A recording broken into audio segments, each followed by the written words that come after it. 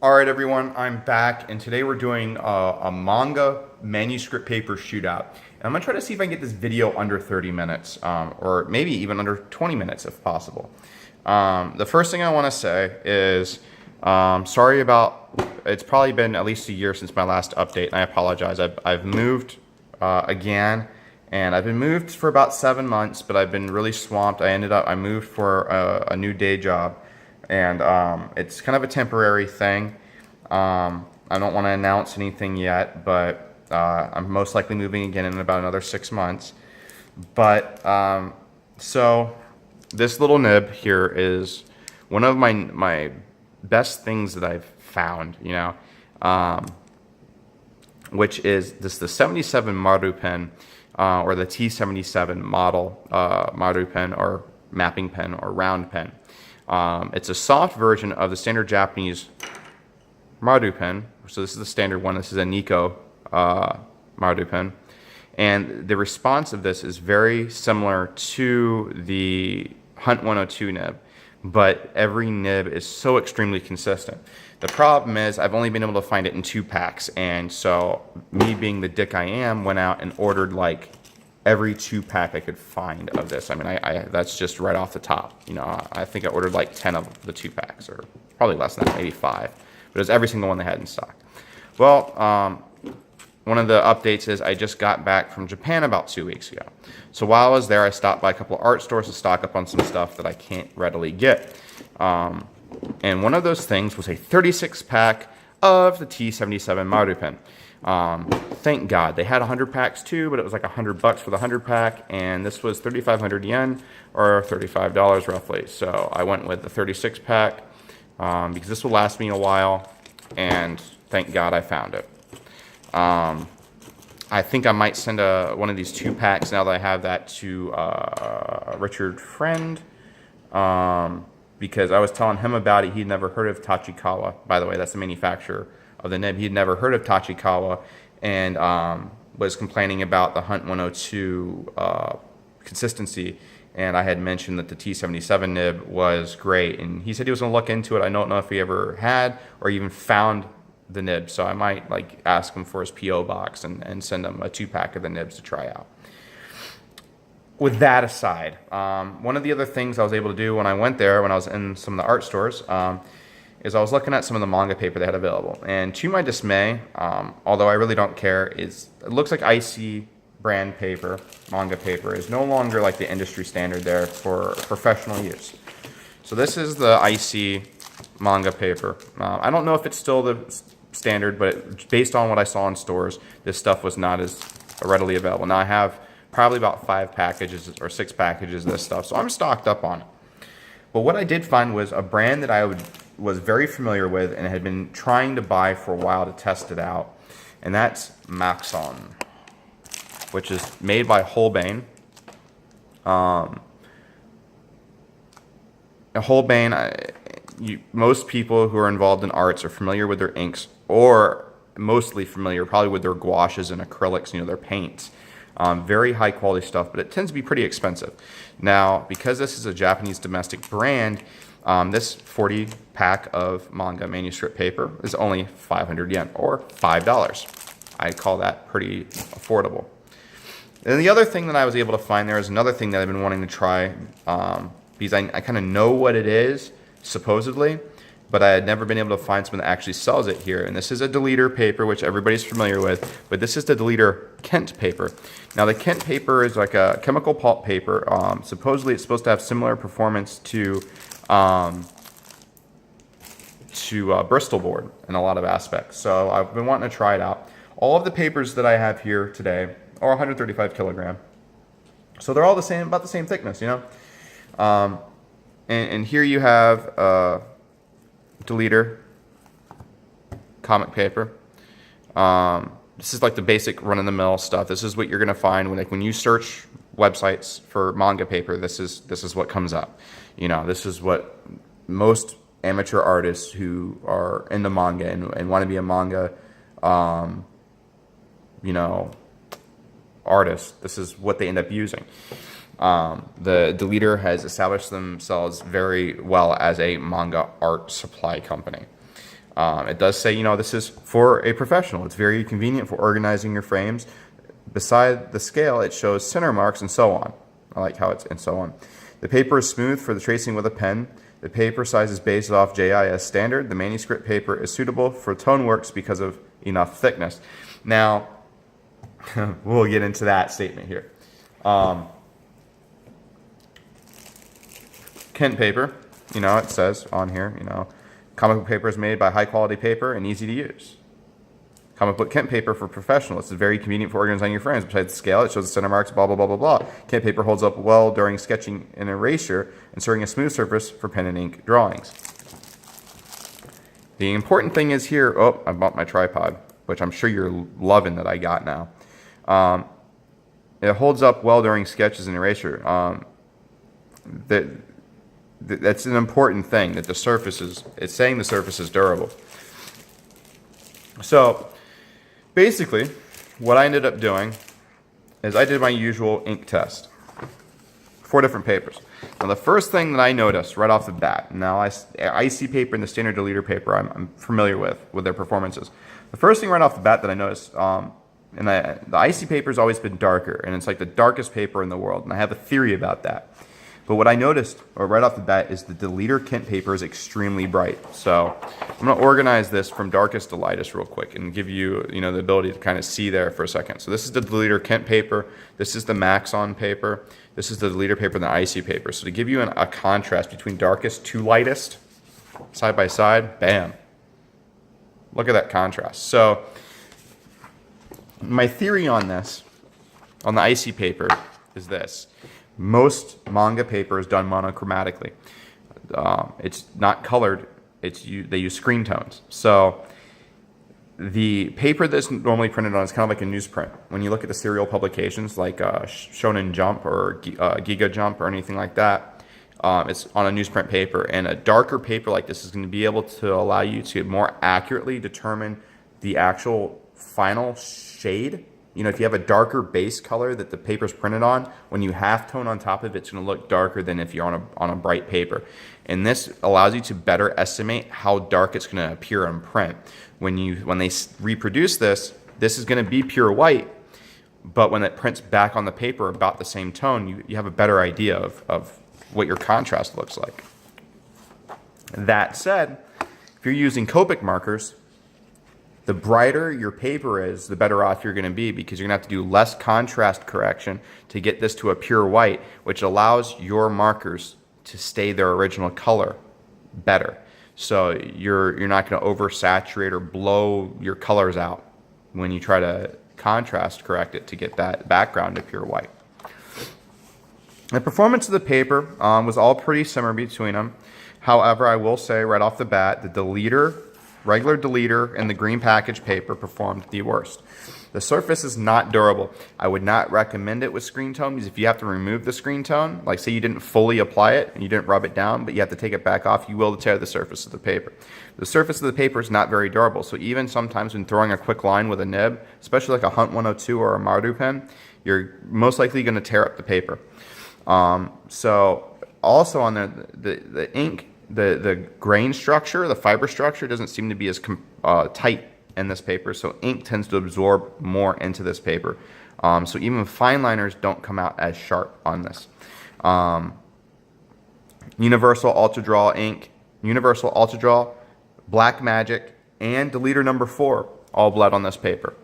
The number 4 wasn't as bad, it was more like feathering, but that was kind of disappointing because it's a deleter ink on deleter paper. And if you're a brand that's releasing a paper and an ink, it should be 100% compatible. So that was a little disappointing, but it is what it is.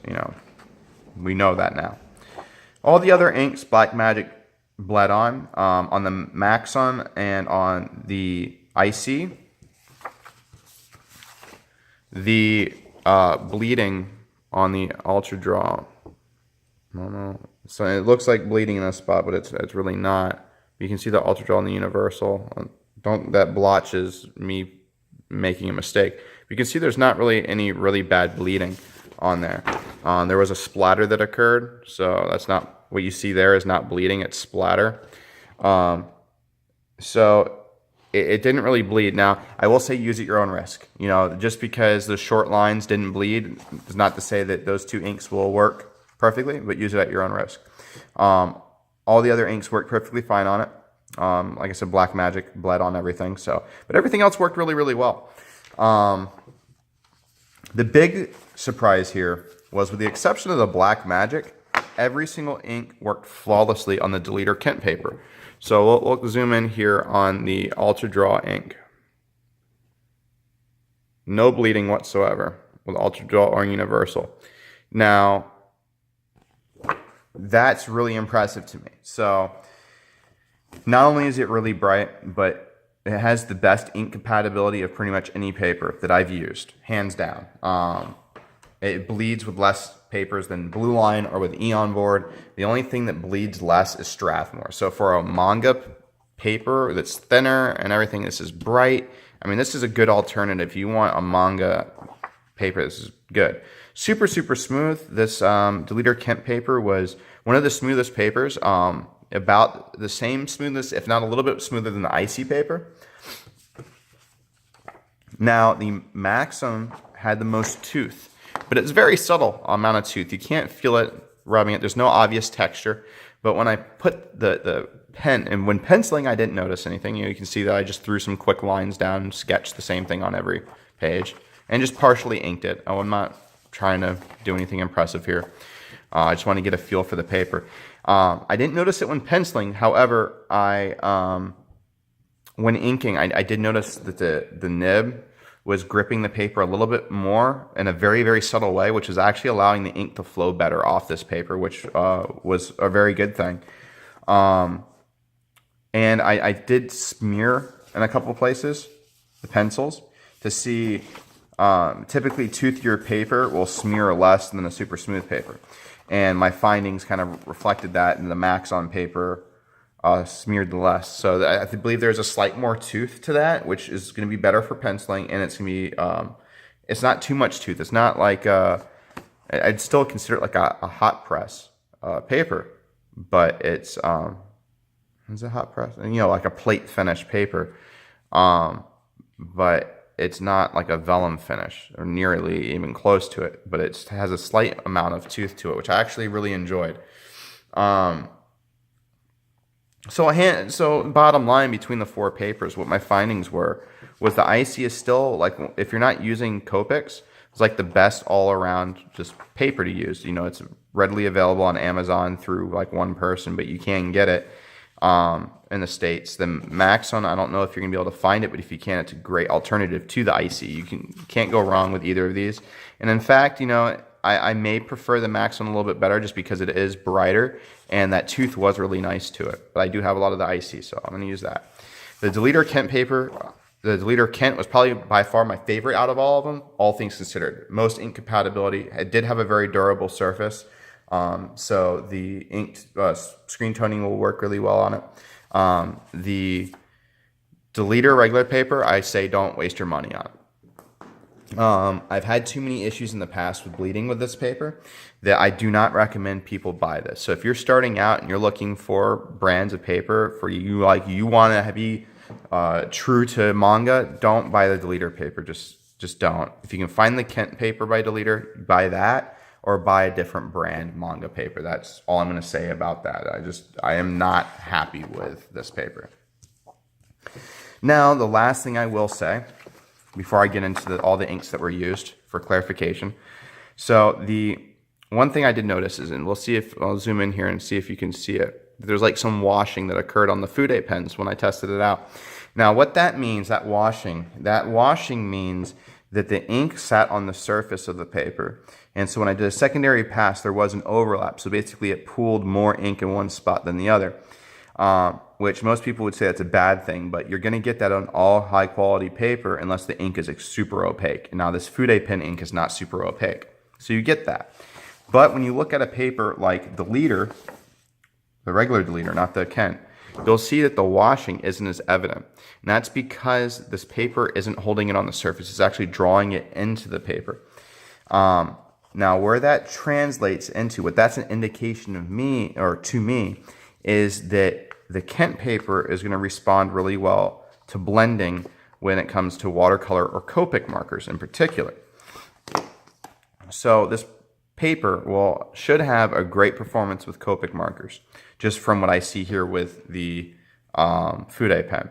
So you should be able to blend really, really well on this paper, and that reinforces what I have heard and seen people do on this paper. I've seen some really good results with watercolor or Copics with this particular paper, and that's just something that I noticed, is that it does hold the ink on the surface really, really well.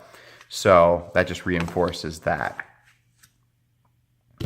So the inks that were tested here, we're just over 15 minutes on this video, so I just want to run through all the inks that were tested. So if you do have any of these inks, know that with the exceptions of like what I said, like the black magic bled on everything, you'll visually be able to say, all right, I have that ink and I know it worked. So the first ink tested was Pilot Drafting ink, which is that bottle right there. It's your basic Pilot ink, very common in Japan. That's the box it comes in. The next was the Chart Pack / Koh-i-Noor Universal and Ultra Draw inks, which come in, let me just grab some stuff here, come in stuff like that. So Ultra Draw Universal. I actually have another ink, which is the Rapidiograph ink, which lies somewhere in between those two. I did not test that. Eon Vortex ink, which is that stuff there. Higgins Black Magic, which I'm not even going to show you, but you'll know what it is. Don't use it. Kuretake Sumi ink, that's this stuff here in the green bottle. Kaimei Drawing Sol K, which is that stuff there. Sumi ink, well, you see Sumi ink, Sumi 1 and 2. This first one, this is Yasutomo, I believe. What's the brand? Yeah, Yasutomo. This is the slightly waterproof stuff as shellac, but this stuff can be a skin irritant and a respiratory irritant, depending on the person. This is also, Yasutomo Sumi ink. This is the non-toxic archival stuff, and but it's not waterproof. That's Sumi ink 1 and 2 in order. Speedball Super Black, which everybody knows, it's this stuff. Icy Premium Type 1, which is that. Bombay Black by Dr. P.H. Martins. Black Star Matte and Black Star High Carb, also both by Dr. P.H. Martins, which is, that stuff there. Those type of bottles. Deleter number 3, deleter number 4, and deleter number 6, which are, these little things. You'll find them all over the internet. Were tested. And then the Kaimei, I believe it's Kaimei makes it, Manga ink, which is that there. And then the Pentel Fude pens, both the pigment, which is this side, and then the dye base, which is that side. And then Pigma Microns, I did label it on some.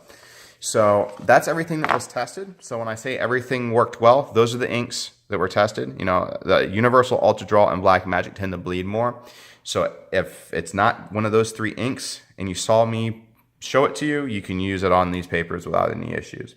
All right, everybody. I have like one more little video that I have another little finding from Japan. So from that, we'll see if I get more updates out here. But take care, everybody.